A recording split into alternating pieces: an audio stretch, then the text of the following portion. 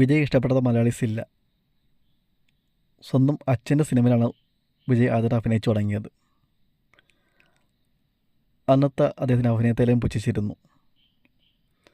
സ്വന്തം അച്ഛൻ്റെ പടമായതുകൊണ്ടാണ് അഭിനയിക്കാൻ അവസരം കിട്ടിയത്, അല്ലാതെ ഒരു കഴിവുള്ള ആളല്ല എന്നെല്ലാവരും പുച്ഛിച്ചിരുന്നു. ഇതിനൊന്നും പ്രതികരിക്കാതെ സ്വന്തം കഴിവ് കൊണ്ട് വരുന്ന ആളാണ് വിജയ് എന്ന വ്യക്തി. അഭിനയത്തിൽ ലോട്ടറി കണ്ടിട്ടുണ്ട്. വിജയുടെ പടത്തിലെ ഇമ്പോർട്ടൻ്റ് ആണ് ഡാൻസ്. വളരെ തരംഗമായിരുന്നു വിജയ് ഡാൻസ് മാസ്റ്റേഴ്സ് ഒപ്പത്തിനൊപ്പം കളിക്കുന്നത്.